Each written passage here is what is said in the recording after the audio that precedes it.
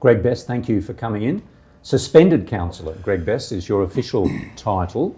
How's post-suspension, or how's suspension dealing with you, Greg? Well, Dave, I've been on about 6 councils, and I think this is my 2nd or 3rd suspension. I remember they dismissed Wyong Council with the stroke of the pen and took our swipe cards off us and kicked us out of the building for nothing, for no reason. We didn't do anything wrong. They just bailed the council.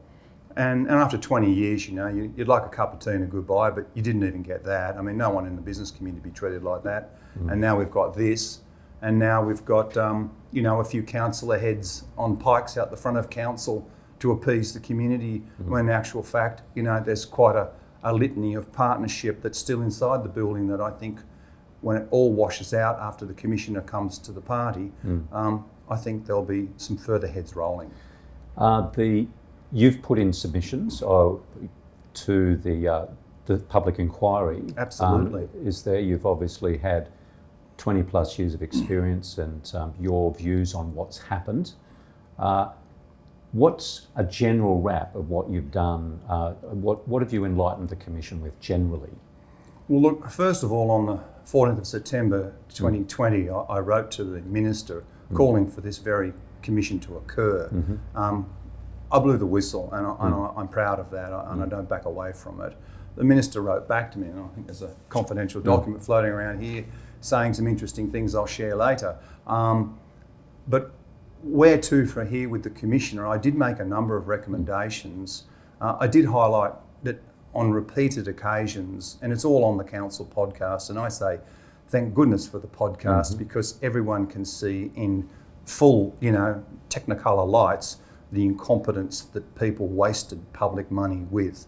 And the Commissioner will see this as well. And I do hope that those that voted, that block of 8, that Labor, Green Independent block that controlled almost every single vote in the council chamber, and I'm not making that up, there it is on the podcast for all to see in its glory, are responsible for the $232 million loss and the $565 million debt, the loss of staff at a great rate of knots, the loss of confidence to our region. I talk to business people at the upper end of business, and they're saying to me, well, Greg, do we bring our money and our jobs to the Central Coast when you're going to have 10 years of austerity, and, you know, the sidewalks are going to be whatever they are, and the parks are not going to get mowed, and business is just not going to be as usual? Or do we take our money to the Hunter or down to the Illawarra? So I don't think we really understand the gravity of what this debacle is going to cost us outside pure money terms. You know, the 3 rate rises. We've had one. We're going to have 2 more. The math proves that. Wyong is going to have around 30% in my view, and 60% in Gosford. You know, there's this suggestion that Wyong only has a tiny rate rise, or even a reduction is the suggestion. Well, the smoke and mirrors and the pea and thimble in that is that Wyong was slated for almost a $200 rate reduction, courtesy of harmonisation of the rates, which isn't easy to understand, but there was to be a $200 reduction to those folk out there, and they actually got 0 line. So they robbed them of $200 and didn't even tell them. So that's a whole new area that we won't have time to get into today. I mean, there's a lot to be said about that. Though you have come in today, you've had some creative ideas, some ideas about how we may not have to go to those rate rises and such an aggressive set of asset sales. Sure, Dave. Can you tell us about your creative idea in this regard? And I understand you've talked to the administrator about this. I certainly have, and Dave, I still have a lot of people coming to me and asking me after 20 odd years, people come and rely on you and speak to you and share with you, and the community is clearly up in arms with the asset sale or the non-fire sale, but I mean the sale of buildings and car parks and community lands, and not only the sale of lands, now the lack of the ability to purchase lands. We were looking to buy a whole lot of environmental land. I had some pretty significant land quietly being looked at outside of this council's clutches because they would just wreck it. Over 100 hectares in a particular location I wanted to get onto the public ownership list. Really good land in the north. Also an animal cares facility I've worked for about 15 years. We came that close to starting the process of planning for an animal cares facility. That's a new dog pound. We haven't had a dog and cat pound replacement since the 60s. That building is a disgrace, and the people that work in it are champions. That has gone completely. So I really do have skin in the game, even though I may be suspended here. I am a ratepayer, and I hear people coming to me, and they're not crying and whinging, they're genuinely concerned. And many of them genuinely cannot pay 3 rate increases to come.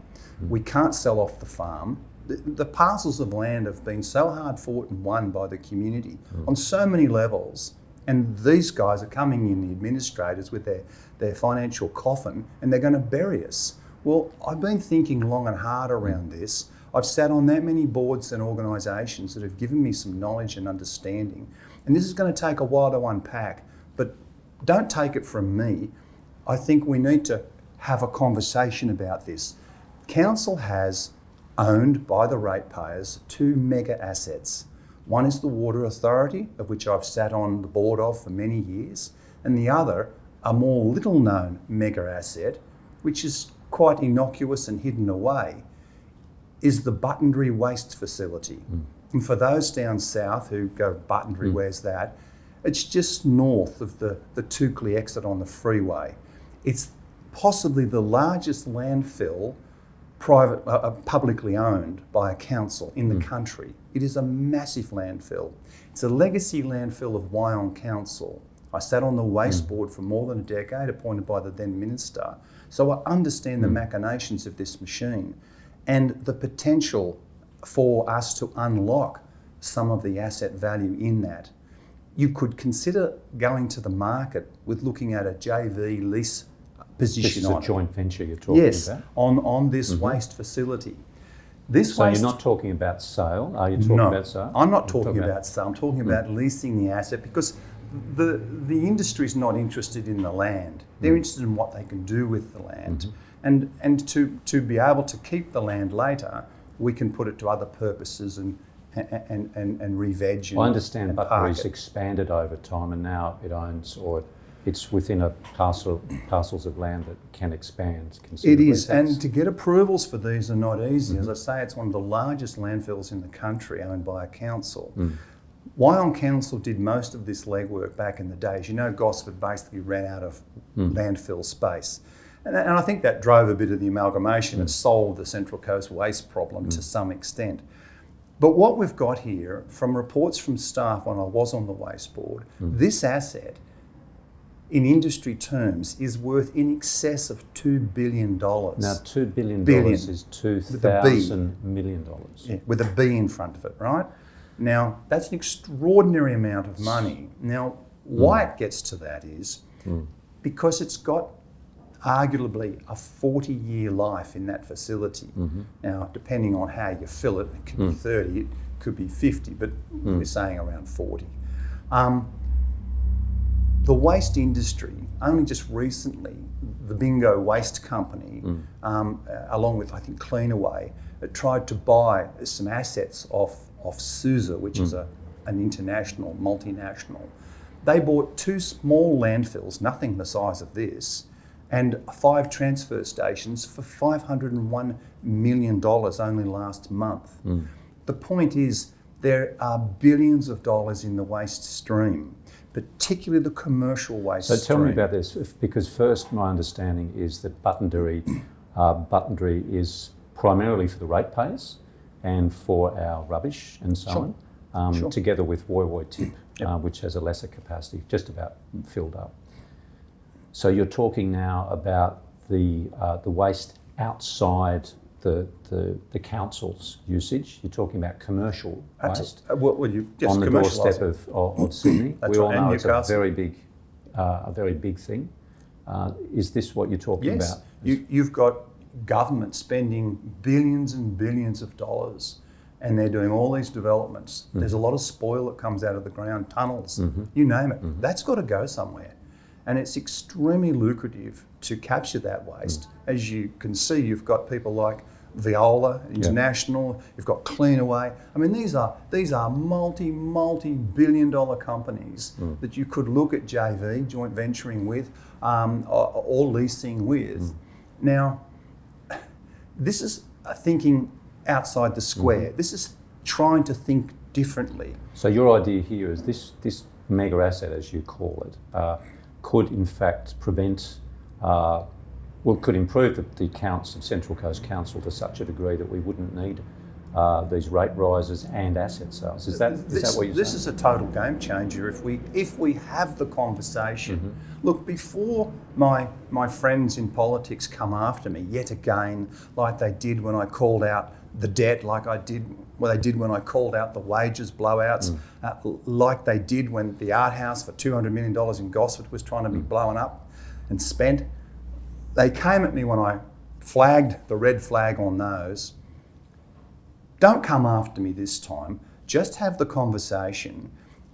And we don't need the staff at council telling us, these are the same people, by the way, that are telling us we need to spend $1.75 million on a referenda to reduce councillors down to 9. Well, that was Dick Person's. The genie's there. It can be put back in the bottle. And by the way, Northern Beaches Council, where Dick Persons ran for 3 years, how many councillors does it have? 15 councillors. Well, let's not get off track. Lake Macquarie's got 14 councillors and Cessnock's got 12. Well, there's a whole lot of money. Don't start me on wasting money, because $1.75 million is waste of money. And if they can do that, they can go out for a basic expression of interest to the industry and ask the question. Don't believe Greg Best. Just shoot the messenger as usually happens. So you've written to the now administrator, I understand, on this issue. Is that correct? I have written to the administrator. I've written to Rick Hart and given him a one-page elevator pitch on how he could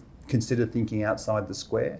I've made it clear and warned him that I don't believe an arbitrary decision should be made by staff. The senior staff have got vested interests here. I think they should step away. In that you're saying that they've got an interest in running the facility themselves? Absolutely. And look, most of the work at our waste facilities is contracted out already. It's the senior staff that sit there to manage that manage it. So you're saying perhaps they would be the ones advising Rick on a lease or otherwise? Well, I mean, they might want to throw the ratepayers under a bus rather than themselves. I mean, it's happened before. Let me not be too cynical, but that's the reality. So we won't be checking on what Dracula's view is with the blood bank. Have you written to the minister? I mean, this is such a considerable idea. Do you need state government approval? Do you need IPART approval? Look, I'm not the expert in everything here, but as I understand from my time on the Waste Board, this is an asset owned by the ratepayers, the punters of the Central Coast. It's their asset. It's their money. Whatever it's worth, it's theirs.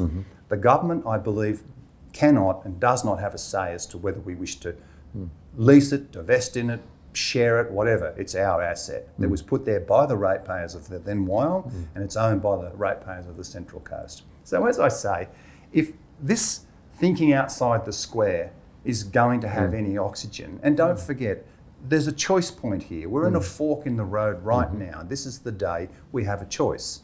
We can go down the path of rate rises, 3 of them, millions of dollars of rate rises. Now you say 3, just for there's one that's, I know, but for the listener, there's one that is going to start in a few weeks. That's right. In July, the 1st of July. Primarily will affect the southern part of the Central Coast, but also for commercial ratepayers in the north. And now, on your projections and others, including the administrator, there will probably have to be further rate rises to plug the hole, or to pay ourselves There back. has to be. And by the way, the rate rise that's just been given is only a 3-year rate rise. Yes, so Rick's going to go, well, hang on, what's coming after that? We need to apply. He's looking for 75 million. Each rate rise gives you 25 million revenue raise. So, 3 25s, there's 3 rate rises. So this is an alternative to the other 2. I mean, this first one's going to happen. I mean, surely. IPART's agreed to it. I don't hang know on of for a second. If you want to be creative, you could. If we as a community come together, and that's the term, come together and take a serious look at this option, and if it flies and we get it to work, you could say to the ratepayers, look, that rate rise came in, but now we've done this and we've right-sided the finances in 12 months. we won't charge any CPI increase on your rates over the next 3 to 4 years. That nullifies any current rate rise. You give it back. That's the kind of thinking that you can do here. Okay. So yes, no rate rises, no fire sale of the land assets. We may not have to continue with the redundancies, which are costing $40 million. You could do those with some natural attrition because you bought time here.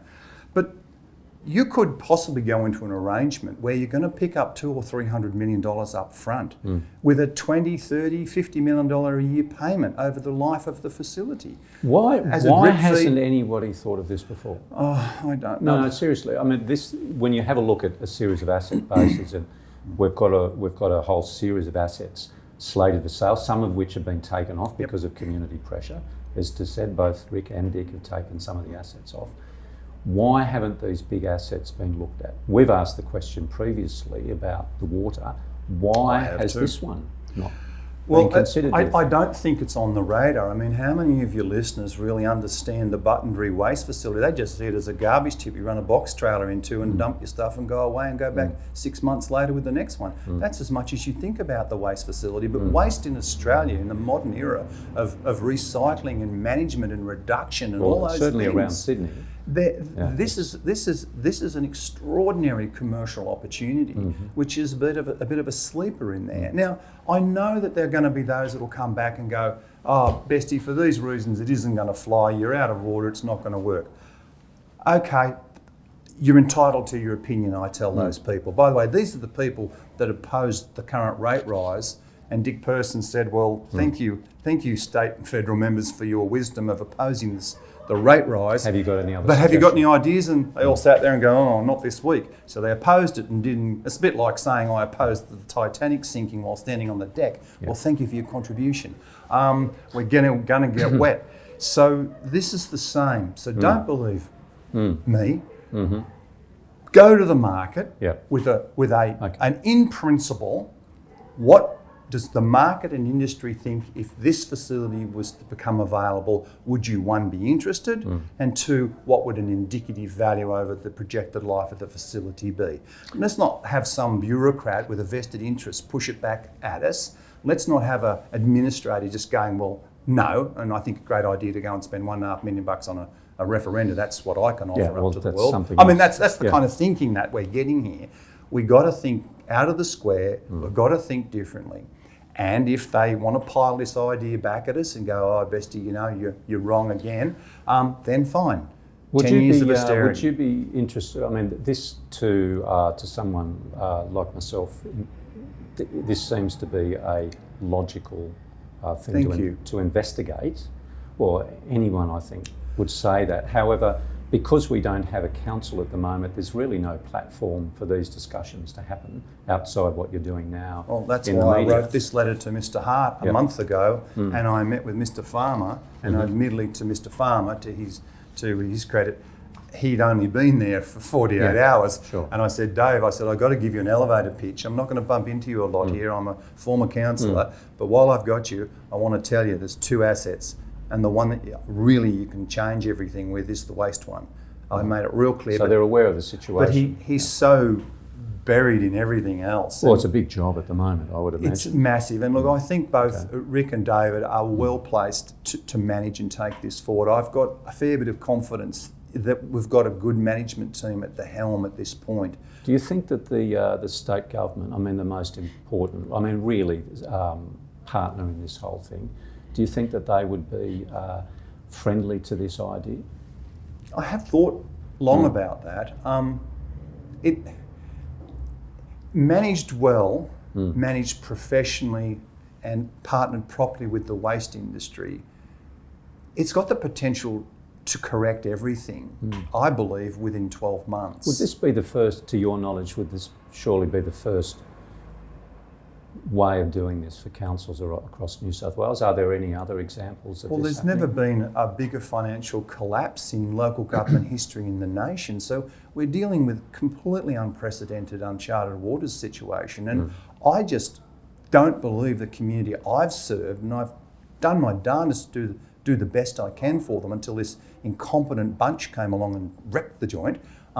and I say that with some venom, I am really You angry do, and, that these people were allowed, and I made recommendations to the Commissioner around that, that these people were allowed to come into that council when the alarm bells were screaming, iceberg dead ahead, and they did nothing. And it's in my submission here. There's about 20 pages of it, and there is utterly an unambiguous position that the council knew that it was stealing from the restricted funds. It knew it was overstaffed, and it knew it was borrowing too much. Yeah. It knew. Yeah. Well, it would appear that that's the case. Do you feel any responsibility prior to the amalgamation process seems to be now uncovered, have been the finances seem to be misrepresented at amalgamation with the policy change that came out. Do you think, to be fair, there are a lot of people that have stuffed up here, and both the process seems to have been rushed, and then the councillors didn't see what was in front of them. Well, to be fair, as you say, for 3 years I put 85 resolutions on the council business on behalf of my community. Many of them were financial and governance motions.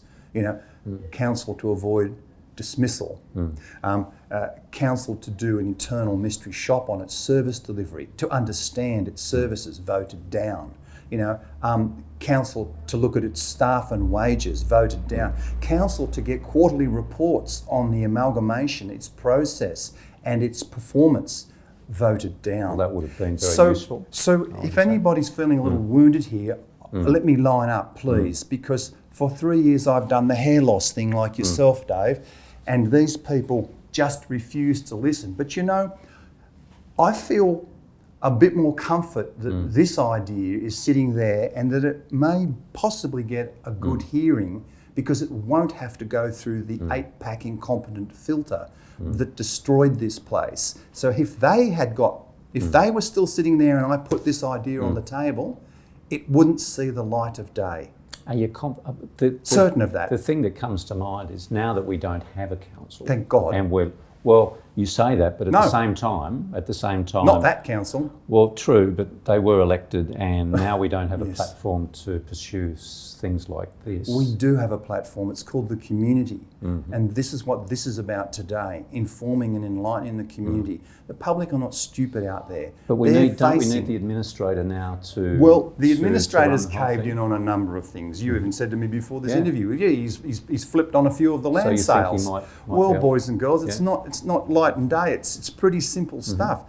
If enough people are mad enough and don't want to pay all those rate rises, don't want all those parks, gardens, halls, clubs, car parks sold, if you don't want that to happen and you don't want 10 years of austerity, then lift the edge on this one and just go out and float your boat and see what comes. Well, Greg Best, it certainly sounds like a rational idea. And good luck with the community campaign. I'm sure that you'll get a lot of commentary. I hope so, but I want conversation more than people with opinions. Don't have an opinion just yet, because people don't even know where Buttonderry Tip is.